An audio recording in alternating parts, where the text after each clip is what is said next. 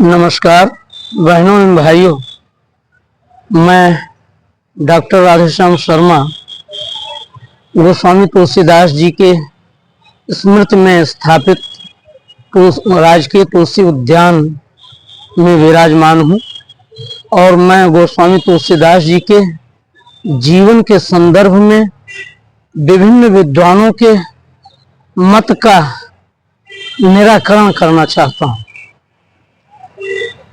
मेरी ये समझ में नहीं आता कि लोग गोस्वामी तुलसीदास जी के जन्म स्थान, जन्म तिथि आदि को लेकर के क्यों विवाद और चर्चा का भाव गर्म रखना चाहते हैं। कृतम में दक्षिणे हस्ते जयो में सव्याहिता, कर्म मेरे दाहिने हाथ में है और फल बाएं हाथ में। गोस्वामी तुलसीदास जी कर्म के सत्कर्म के प्रस्तोता थे। उनके लिए कर्म महत्वपूर्ण था। उनका जीवन किस प्रकार रहा, वो कैसे कहाँ जन्मे, ये विद्वानों के बीच विवाद का विषय होना ही नहीं चाहिए।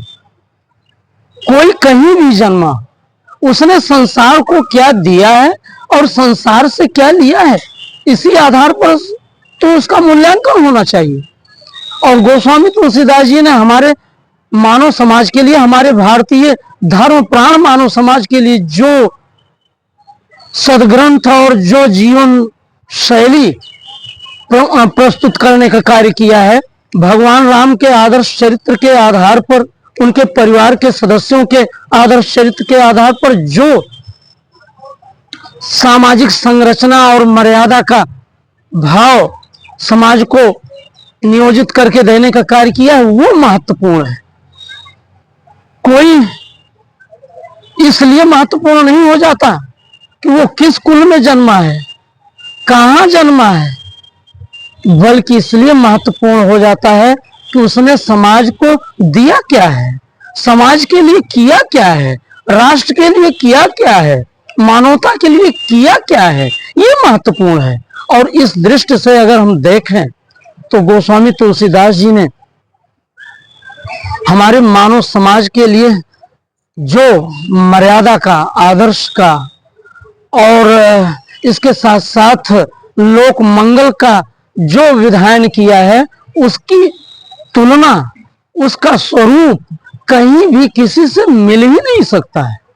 इसी अर्थ में गोस्वामी तुलसीदास जी लोक नायक ठहरते हैं, क्योंकि लोक का नेतृत्व अपने विचारों के आधार पर जो करे वही लोक नायक है। अब हम इस दृष्टिकोण से आपके सामने वो बात रखते हैं।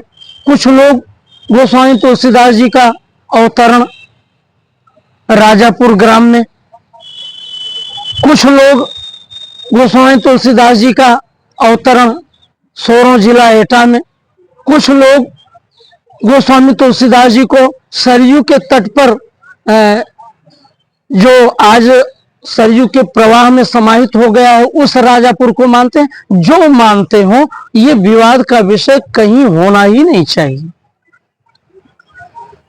विचारणीय विषय यह है कि गोस्वामी तुलसीदास जी ने जो श्री रामचरितमानस के माध्यम से समाज का मर्यादित रूप विधान किया है, उसके आधार पर गोस्वामी तुलसीदास जी का मूल्यांकन किया जाना चाहिए। और गोस्वामी तुलसीदास जी ने हमारे भारतीय समाज का उस काल में, जब हमारे देश पर मुगलों का साम्राज्य स्थापित हो गया था, सनातन धर्मावलंबी जनता त्राय त्राय कर रही थी, उनका अत्याचार इतना ज्यादा प्रबल था और उसके साथ साथ लोग आपस में विसंगठित हो गए थे। लोगों का संगठन नहीं रह गया था। लोग छोटी छोटी बातों में, छोटी छोटी रियासतों में, छोटे छोटे राज्यों में आपस में लड़ करके अपनी शक्ति को क्षीण कर रहे थे। उस काल में गोस्वामी तुलसीदास जी ने कत विधि सृजी नारी जगमाही, पराधीन सपने सुख नाही के आधार पर यह बताने का कार्य किया कि हमें आभ्यंतर रूप से और बाह्य रूप से, दोनों ही रूपों में हमको पूर्णतः स्वतंत्र होना चाहिए। हमारा तंत्र, हमारी व्यवस्था, हमारा स्वराज्य, हमारा स्वराज, ये हमारे द्वारा नियोजित होना चाहिए। ऐसे गोस्वामी तुलसीदास जी के संदर्भ को आप सब इस नजरिए से अगर देखेंगे तो कभी भी उनके जन्म स्थान को लेकर के, उनके साधना के स्थान को लेकर के कोई विवाद नहीं करेंगे। उन्होंने श्री रामचरितमानस की विक्रम संवत 1631 में अयोध्या स्थित तुलसी चौरा, जिसे आज कहा जाता है, जहां पर आज वाल्मीकि जहां पर आज तुलसी स्मारक भवन बना हुआ है, उसी के बगल में तुलसी चौरा स्थित है।